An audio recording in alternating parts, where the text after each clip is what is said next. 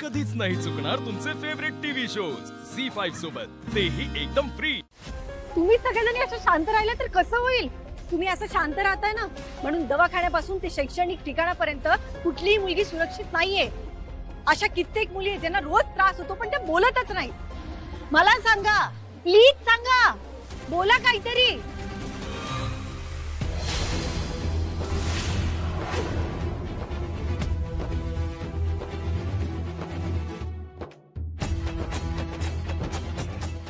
ये बाळा पुढे, तू पण ये।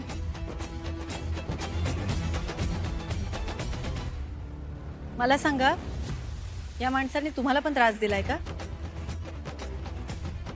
आणि प्लीज बिनधास्त बोल। अहो मॅडम, या मुलींचा माझ्यावर काहीतरी रोष असेल म्हणून ते असं खोटं बोलतायत। ए गप, मध्ये नाही बोलायचं। मी आज तुला असं नाही सोडणार। तुझ्यासमोर पुरावे आहेत, तुला आज तर मी अटक करणार म्हणजे करणार। फाळके सर, यातलं काहीही खरं असेल ना तर माझ्या एवढा वाईट माणूस कोणी नाहीये। लक्षात ठेवा, तुम्ही या शाळेचा सगळा मान सन्मान धुळीला मिळवलाय। अहो 15 वर्ष झालेत माझ्या सर्व्हिसला। या शाळेच्या शिपायापासून संस्थेच्या अध्यक्षापर्यंत सगळे ओळखीचे आहेत माझ्या, आणि तुम्ही माझ्यावर शंका घेताय? अहो गोंजारी सर, या मुलीचं काही ऐकून घेऊ नका। हो ना, मग आता याच मुली तुला तुझं उत्तर देतील आणि पुराव्याचं मी बघते। पुरावे मी आजच्या आज गोळा करेन। या मुली काही सांगतील म्हणून मी घाबरेन असं वाटलं का तुम्हाला? यांच्या शब्दांना तुम्ही किंमत द्याल, कोर्ट नाही, तिथे पुरावे बोलतात मॅडम। काय निर्लज्ज माणूस आहे हा गोंजारी सर। अहो मगाशी तुम्हीच सांगत होतात ना की तुमची शाळा मुलींसाठी काय काय उपक्रम राबवते म्हणून। मग या अशा शाळेत हा असा निर्लज्ज माणूस शिक्षक म्हणून आहे, याचं तुम्हाला गैर नाही वाटत? तुम्ही काहीच का नाही बोलत आहात? आम्हाला हा सगळा प्रकार पाहून धक्का बसलाय। अच्छा, म्हणजे यातलं तुम्हाला काही माहितीच नाही, तुम्ही काही पाहिलंच नाही? मॅडम, माझा हात।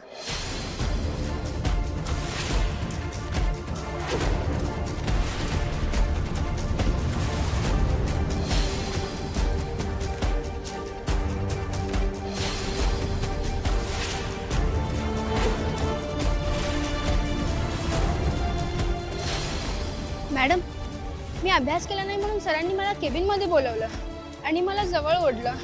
मी ओरडण्याचा प्रयत्न केला पण त्यांनी मला खूप मारलं आणि बोलले की जर तू कोणाला सांगितलंस तर तुला अजून मारेन। ओ गोंजारी सर, माझ्यावर मनाला येतील असे आरोप होत आहेत, मी हे सहन करणार नाही। त्या मुलीने सहन केलंय तुला, आणि काय तुला पण मुलगी असेल ना? मुलगी नाही बहीण असेल, बहीण नाही बायको तरी असेल ना? अरे सगळं सोड, आई तरी असेल ना तुला? पण लाज नाही वाटत हे सगळं करताना? त्या माऊलीने तुझ्यातला हा नीच माणूस आधीच ओळखला असता ना तर आज मुलींवर ही वेळ आली नसती। माझ्यावर आरोप करून नको तसा अपमान करताय माझा। अपमान? वा, अपमान। हा तुझा जो पुरुषी अहंकार आहे ना, पुरुषी मान आहे ना, त्यामुळेच तो हे सगळं केलं असतं। नाही नाही, हा तुझा तो पुरुषी मान आहे ना, तोच आज मी धुळीत मिळवणार आहे, एवढं लक्षात ठेव। आणि यानंतर तू बाहेरच्या काय, तुझ्या घरातल्या स्त्रीला सुद्धा परवानगी शिवाय हात लावणार नाही अशी अद्दल घडवणार आहे मी तुला। मॅडम तुम्ही एका एक मिनिट थांबा। तुम्हाला जे करायला जमलं नाही ना तर ते मी करणार, नाहीतर ही अशी प्रवृत्ती कधीच संपणार नाही। हे बघा, या माणसाला तर शिक्षा नक्कीच होणार, मी पोलिसांना देखील कळवतो, पण प्लीज तुम्ही शांत व्हा। गायतोंडे, याला शिक्षा होणार, पण त्याआधी मला या माणसाचा अहंकार ठेचू द्या।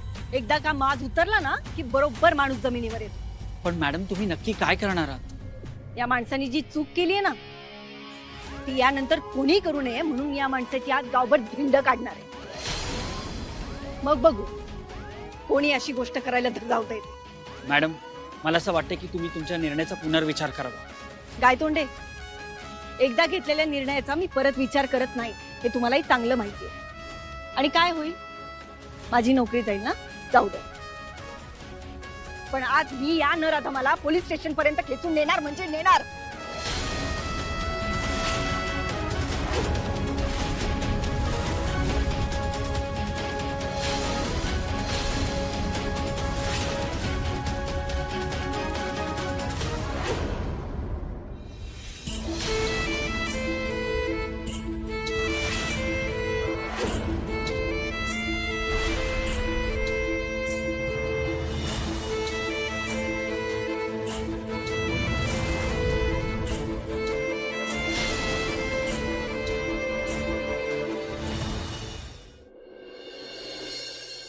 तुमची ओळख सांगा. आम्ही दिव्याचे पालक आहोत. आणि आता कंप्लेंट नोंदवून घ्या. आणि इथून पुढे मुलीच्या बाबतीत जरा सावध राहा. हो मॅडम. साहेब, या खोंडाला आत टाकू का? नुसतं आत नको टाकू, त्याला आपला चांगला पाहुणचार द्यायचा. हो साहेब. याला असं सोडू नका. नाबालिक मुलीच्या शोषणाचे जेवढे दावे असतील तेवढे ठोकाय. तुम्ही काळजीच करू नका मॅडम, आता आमच्या ताब्यात आलाय. थोड्याच वेळात त्याचा आवाज कलेक्टर ऑफिस पर्यंत कसा पोहोचेल याची काळजी घेऊ आम्ही. चिंचुके, चल चल. तुम्ही सगळे पण जा, जबाब नोंदवून घ्यावा लागेल. बाबर,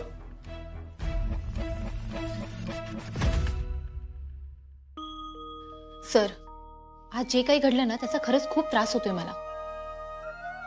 मुली जर शाळेत सिक्युअर नसतील तर आणखी कुठे असणार आहेत? खरंच आहे. आणि असं पण पोलीस जरी असले तरी ह्या गोष्टी जोपर्यंत बाहेर येत नाही तोपर्यंत आम्ही ऍक्शन घेणार कशी? मुलींनी ना आता स्वतःसाठी उभं राहिलं पाहिजे. कारण या लोकांच्या वासनेचा राक्षस इतका मोठा झालाय की त्यांना जर मारायचं असेल तर दुसऱ्या कोणी उभं राहून फायदाच नाहीये.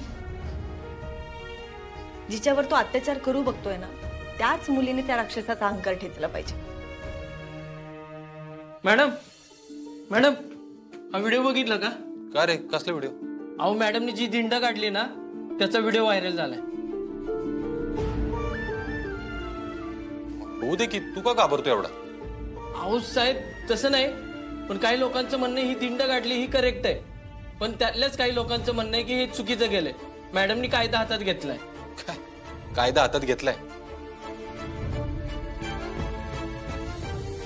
अर्जुन, अरे इनोसेंट अंटिल प्रूव्हन गिल्टी. आणि कितीही काय झालं तरी त्याचा गुन्हा अजून कायदेशीररित्या प्रूव्ह झालेला नाहीये. हो, पण मग आपण शिक्षा तरी कुठे केली आहे त्याला? आणि गुन्हा सिद्ध करायचं म्हणाल तर तो होणारच आहे. आता त्याचा अहंकार टेचणं जास्त गरजेचं होतं ना. बरोबर आहे. आणि कायद्याचा मान आपण सगळेजण ठेवतो. अपर्णा मॅडमनी पण ठेवलाय. आणि मला एक सांग, त्या शिक्षकाबद्दल अपर्णा मॅडमनी काय निर्णय घेतलाय? नाही, तसं नाही, ते अगदी बरोबर आहे. पण त्याला ज्या पद्धतीने आपण इथपर्यंत आणलंय ते जर चुकीचं आहे असं लोकांना वाटत असेल तर मग ठीक आहे, वाटू दे. मग आपण त्याचं स्पष्टीकरण देऊ. मला नाही वाटत की अपर्णा मॅडमनी काय चुकीचं केलं. अपर्णा मॅडम, आज जे काय झाले ना ते अभिमानास्पद आहे. मला तरी त्याचा अभिमानच वाटतोय. आणि मला नाही वाटत लोक यावर काही आक्षेप घेतील.